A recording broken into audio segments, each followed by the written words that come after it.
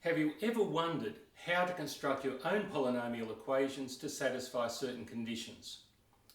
Well, I used to wonder that when I was in junior to middle high school, and I've since discovered a couple of ways of doing this. The one I'm going to show you in this video is how to use the roots and the y-intercept. In a subsequent video, I'm going to show you how to use a table of values to generate a polynomial equation, a rather more sophisticated deal. But for the moment, we're going to look at constructing polynomial equations using roots and y-intercepts.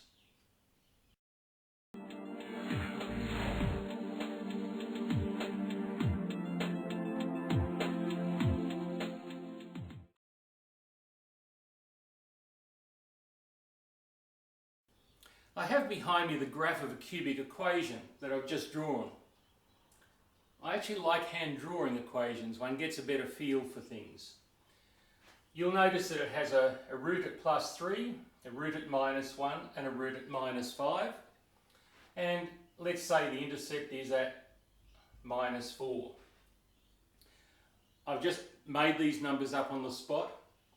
And the question is, how do I construct an equation, a polynomial equation, that will produce this graph? Well, we work in reverse following the three procedures that we used in the previous videos. That is, we look at the roots, we look at the leading coefficient,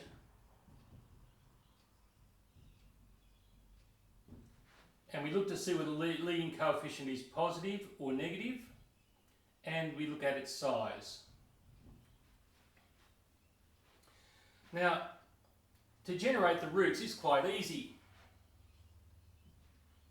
We simply need factors that will give us roots in these positions. You might remember that to find the roots we have to set the y value equal to 0, and that means that any of these factors is 0. So to have a 0 when x is 3, we need a factor of x minus 3, because 3 take away 3 is 0. To have a root at -1, we need a factor of x plus 1, and to have a root at -5, we need a factor of x plus 5, because -5 plus 5 is 0. That structure takes care of all the roots. It is as simple as that. Now the leading coefficient. You might remember that any polynomial that goes up to the right has a positive coefficient. That means we expect to have a positive number there. Now, of course, we're not going to write the plus sign in. That's rather redundant. The final question is, what number belongs? What size is our leading coefficient? And that's when we need to use information about the y-intercept. Remember, we already have these in place, and the fact that we have three factors multiplied together gives us this cubic shape, and the positive coefficient gives us the positive gradient as x increases. So this is our last bit of the puzzle. Now this happens on the y-axis, which is where x is 0. Remember, it's the y value that keeps changing. It's the x value that remains at 0 because you haven't gone to the right or the left along the x-axis. You've remained at the 0 position. So what we do is we substitute 0 for x in here, and we substitute -4 for the y value, because it lies on our graph, in here, and we'll perform a little bit of algebra to find the missing coefficient. So -4 is equal to a times 0 plus 5, 0 plus 1, 0 minus 3. Let's solve this quickly. A times 5 times 1 times -3, which is a times, well actually let's put the coefficient in front of it. 5 times 1 times -3 is -15. And if -4 equals that, then a is going to be -4 on -15, which is 4/15.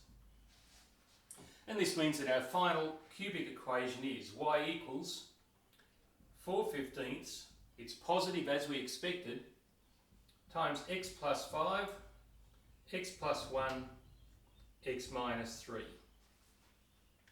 There it is, without a great deal of polish, but that's the process. I'm going to do it twice more in this video. I'm going to speed the process up because you can stop it at any stage and review sections of the video if you wish. We'll study a quadratic next, a very simple one.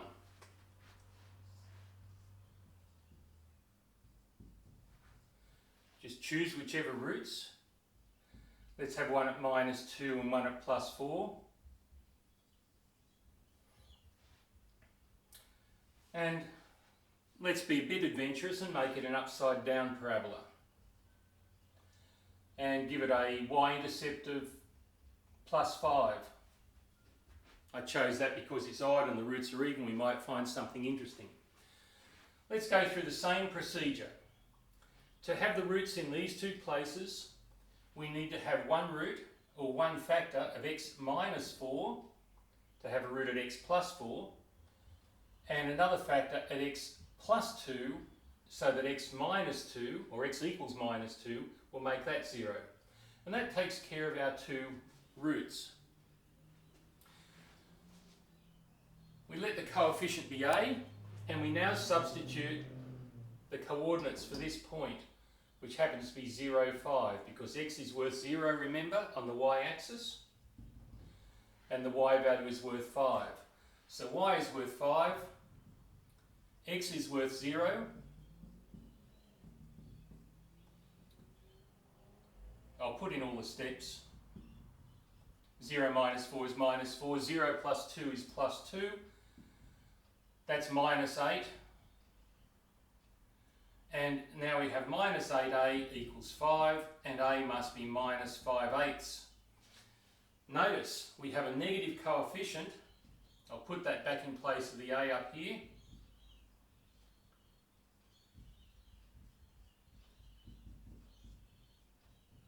Notice that we basically had the equation here, and all of this work is just to find that coefficient to get it to go through the y-intercept. It's a negative coefficient, which means the graph is going downwards to the right as we expected. And the 5/8 is just the number we need to use to adjust it so it goes through that point. And there are our two roots from the two factors. A fairly simple procedure. So let's do one last example, which is a little bit more complicated. We're going to draw a rather more complicated polynomial.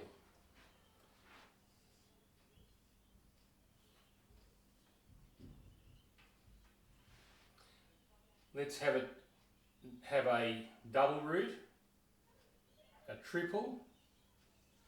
How's that?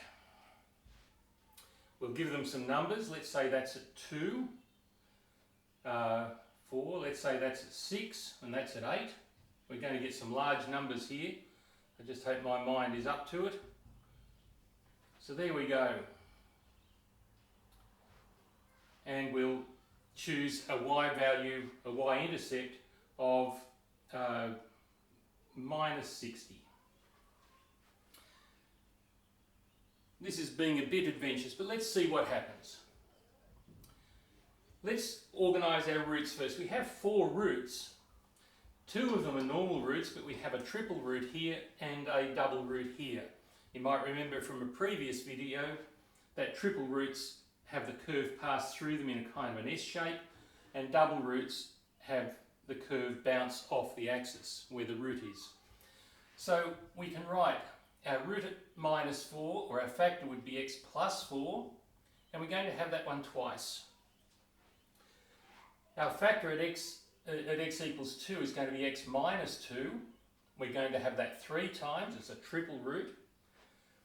Our factor here is going to be x minus 6, and our factor here is going to be x minus 8. That has now got our polynomial going through all of these points. I'm expecting a positive coefficient. I hope you are too, because I notice the graph is going up to the right. But we're going to use our general technique to find the coefficient by substituting our y-intercept. So when x is worth 0, the y value is going to be minus 60. So let's check this out. Minus 60 is a lots of, and because I don't have much room, I'm going to substitute 0 immediately. 0 plus 4 is 4, 0 minus 2 is minus 2, minus 6, minus 8. So we're going to have a times 16 times minus 8, and I'll multiply these. 6 8s are 48, and the 2 minuses make a plus. Now this has the potential to hurt one's head a little bit, but we have 2 minus signs, so I can remove those on the next line. And I want a number that divides into 60 that also divides into these numbers. So let's start, pardon me, by dividing by 4. 4's into 60 is 15, and 4's into, let's say, 48 is 12. Now 3 will divide out. Oh, sorry, that's a plus now, because we've got rid of our 2 minus signs. And 3 into 15 is 5, 3 into 12 is 4. There's nothing else divides out, so a is going to be worth 5 over 16 by 8 by 4. Now, I didn't plan this, but these are all powers of 2. This is 2 to the 4th power, 2 cubed and 2 squared. So 4 and 3 and 2 is 9, and 2 to the 9th power is 512. And that's as simple as we can get it. So our final polynomial will be 5 on 5, 12, x plus 4 squared, x minus 2 cubed, x minus 6, x minus 8.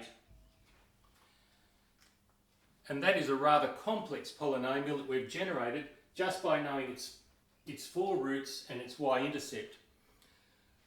I'm going to create a worksheet for you to practice this skill. It'll have a few more instructions on it, but I hope this is helpful to you.